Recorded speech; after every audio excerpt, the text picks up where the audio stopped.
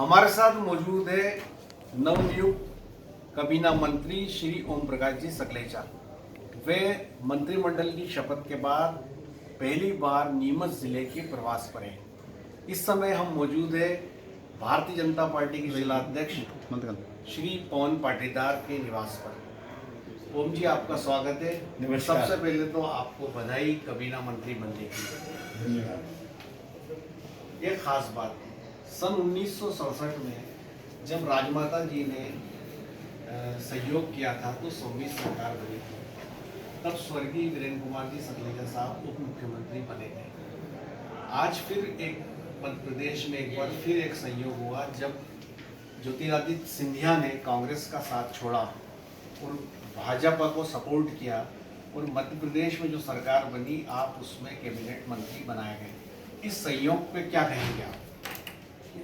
ऊपर वाले की गणित है, समझने में टाइम लगेगा। वो उसकी सब गणित अब उसके हिसाब से है। अपना धर्म है, अपन मेहनत करते रहे, संगठन और इसकी रचना करते हैं। उस रचना के हिसाब से अपन आगे बढ़ रहे हैं और उसकी गणित से वो आगे बढ़ रहे हैं। ऐसा विचित्र संयोग मैं 3 महीने जावत में कोरोना के लोगों के बीच में रहा, मुझे कुछ नहीं हुआ। 19 तारीख को राज्यसभा का वोट डालते ही कोरोना पॉजिटिव हो गया। मेरे साथ वाले किसी को कुछ नहीं हुआ। 19 तारीख को कम से कम 150 विधायकों से मिला, 7-8 राष्ट्रीय नेता वहाँ थे, कई अन्य नेता थे, सभी पार्टी के नेता थे, किसी को कुछ नहीं हुआ। 19 को पॉजिटिव हुआ, 29 को नेगेटिव हुआ, 30 को बाहर अस्पताल से छुट्टी हुई और 1 को नया काम मिल गया। इसे क्या बोलेंगे? सहयोग ही बोलेंगे। ये ऐसा सहयोग है कि जिसको आप और हम कुछ नहीं समझ पाते। इसलिए कई बार हमारा धर्म में मेहनत करना और प्रकृति का नियम तब्दील के अनुरूप उचित समय पर उचित दायित्व देना। जैसा कि तमाम लोगों को उम्मीद थी कि इस बार जब विस्तार होगा तो आप कैबिनेट में जगह पाएंगे, तो जब पहली सूचना आपको लगी, ये खबर लगी कि कल आपको मंत्रिमंडल की शपथ लेनी है, तब क्या ख्याल आपके जहन में? बहुत कुछ चिंता और वो सब काम जो पिछले 15 सालों की वर्किंग में हमारे ध्यान में आए, उन सबको पूरा करने की चिंता। क्योंकि कमिटमेंट हमारे है पब्लिक के साथ, और प्रशासन इतनी आसानी से कोई काम नहीं होने देता है और आपको डिलीवरी करनी है। वो चिंता उसी क्षण से शुरू हो गई कि अब आपको ये सब काम पूर्ण करके देने हैं। ओम जी जब मंत्री नहीं थे, केवल विधायक थे, तब भी उनके कार्यकर्ताओं का यह मानना होता था कि वो मंत्री जैसे ही है। लेकिन आप तो अब कैबिनेट मंत्री बन चुके हैं, तो अब आपकी ताकत तो ज़्यादा मानी जाएगी। जब आप विधायक थे तभी लोग आपको उस नज़रिए से देखा करते थे। तो कौन से कमिटमेंट है जो आप पहले करना चाहोगे? कौन सा ऐसे काम? देखिए, 3 कामों में जावत आज भी एशिया में नंबर 1 है। मध्य प्रदेश में सोलर की शुरुआत, आज उसका सेकंड स्टेप परसों ही माननीय प्रधानमंत्री ने लॉन्च किया। बहुत बहुत आभारी हूँ, उन्होंने नीमच को याद रखा।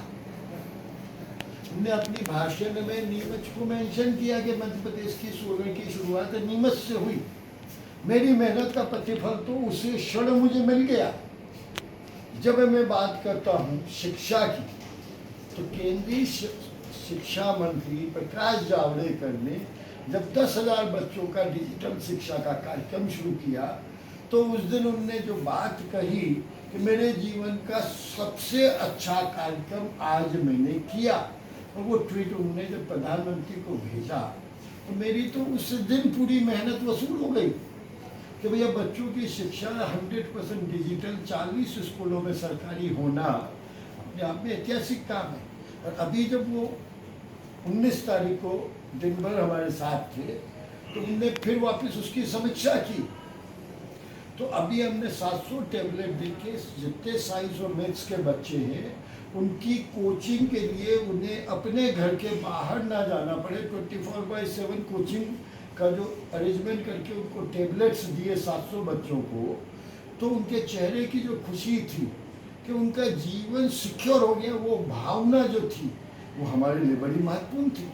वो क्षण जिसके लिए सालों साल मेहनत करना पड़े तो भी कम है, वो हमने किया। आज पूरे एशिया में अगेन हम शिक्षा में उस प्रयोग के कारण नंबर 1 हो गए। मेरे पास मेरे विधानसभा के 20,000 लोगों का पूरा डिजिटल हेल्थ रिकॉर्ड उनका मेरे पास है।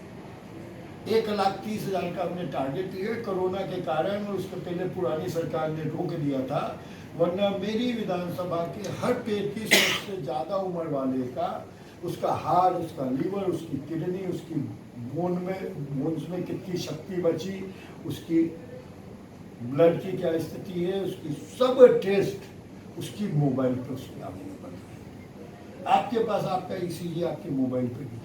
आपको कहीं बाहर है और अगर आपको कुछ होता है तो हमेशा पुराना ईसीजी तुलना के लिए चाहिए।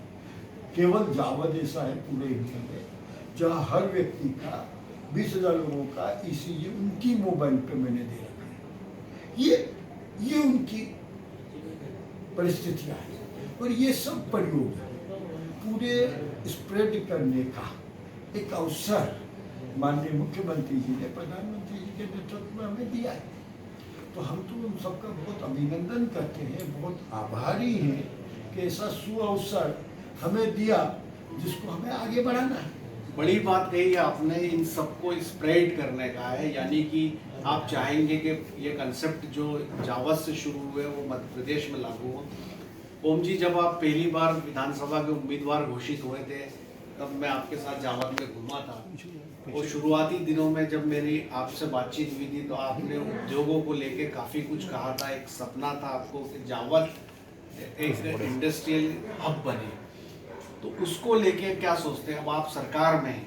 देखिए, बहुत सीधी 3 लाइन में मैं इसका समअप करूँगा। जब इंडस्ट्रियल कॉरिडोर बॉम्बे दिल्ली की जापान सरकार से बनने की बात हुई तो मध्य प्रदेश उसमें से नदारद था। माननीय कमलनाथ जी उस समय कॉमर्स मिनिस्टर थे, उनने चिंता नहीं की। फिर हमने शिवराज जी को बोला, माननीय विक्रम वर्मा जी से क्वेश्चन लगवाए। फिर हमारे मध्य प्रदेश के माननीय मुख्यमंत्री जी के एक एडवाइजर होते थे चीफ मिनिस्टर कार्यालय में, senior most IAS Anurag Jain, उनने उस बात को समझा। उनने जापान अपने अधिकारियों को भेजा और मध्य प्रदेश को जोड़ा।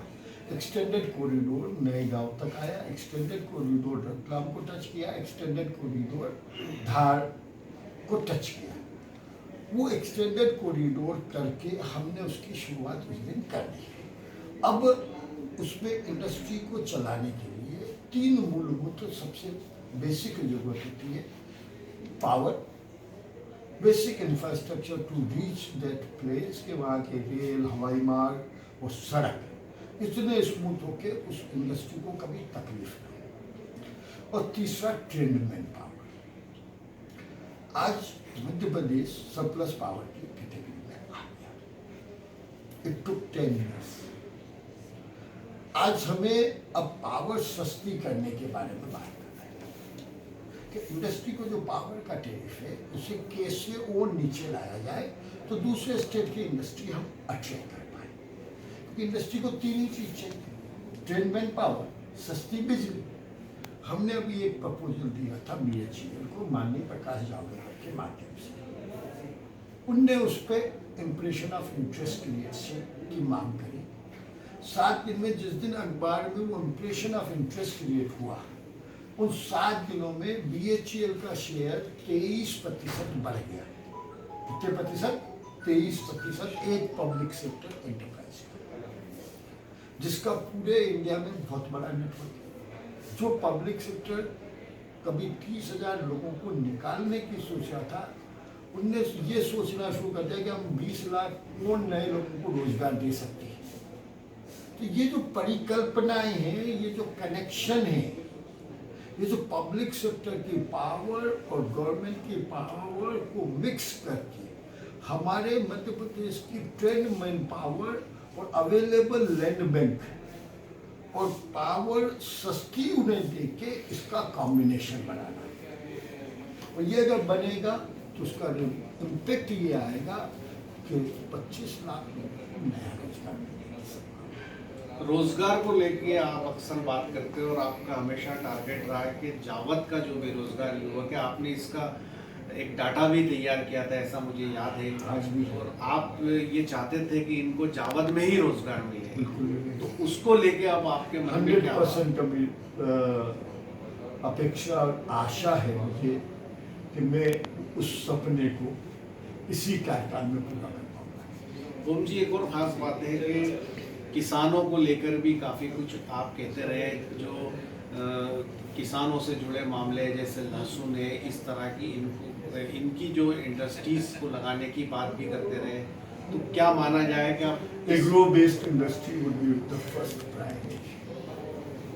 The first priority agri based जितने प्रोडक्ट है उसकी फॉरवर्ड इंटीग्रेशन, जिससे हमारे एरिया का रेवेन्यू बढ़े। वही चीज़ें 2 स्टेज प्रोसेस और करके देंगे तो हमारा इनकम 3 गुना बढ़ेगी और उसी से इस एरिया की वापस ग्रोथ बढ़ेगी। ओम जी, ऑपरेशन लोटस की बात करें तो इसकी जो शुरुआत है उसमें कहीं ना कहीं आप है, जैसा कि हरदीप सिंह डंग की यदि बात करें, अब सरकार जो है मध्य प्रदेश में बीजेपी की हो गई। मैं थोड़ा सा आपसे असहमत हूँ। वो अपने झगड़े में अपनी मौत से मरे, उनकी मौत का बोझ मेरे माथे पे क्यों ढोने की कोशिश करें। अच्छा, एक और बात कि कांग्रेस की जो 15 महीने की सरकार थी और ये आरोप लगते रहे कि ये ट्रांसफर उद्योग चला रही है, करप्शन बेइंतहा हो गया है, तो अब सरकार में आप है, इसको लेकर क्या कहेंगे आप? जो बहुत करप्शन सिंपल, एक अभी तो मैं नीमच की आज जब मैं आया मुझे बोला रेती के भाव 1/3 देंगे डंपर के। कैसे देंगे?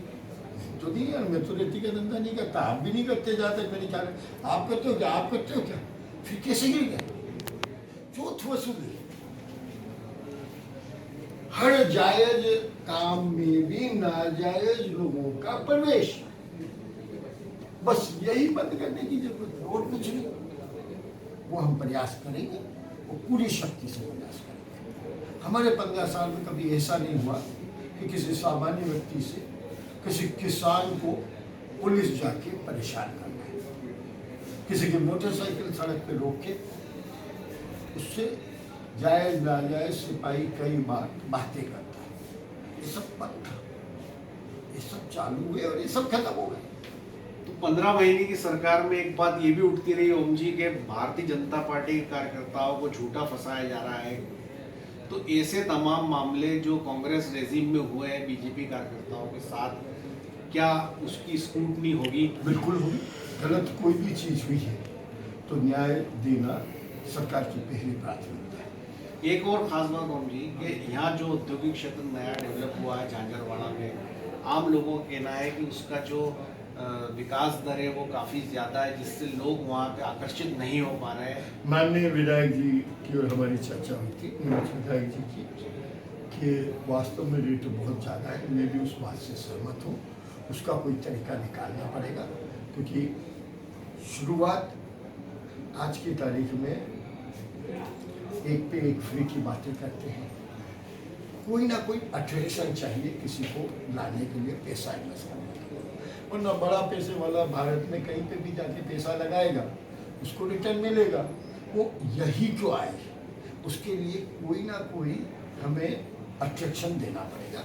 उसके लिए जिस अट्रैक्शन की जरूरत होगी हम सरकार में आने के बाद उचित प्रयास करके वो अट्रैक्शन देंगे, ताकि हमारे नीमच विधायक जी का सपना पूरा हो और उनकी इच्छा अनुरूप वहाँ पे उद्योग है।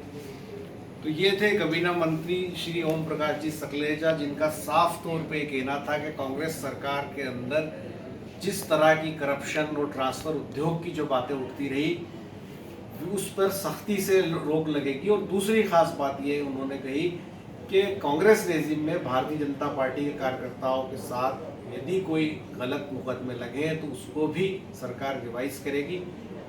मेरे सहयोगी दीपक खताबिया के साथ मुस्तफ़ा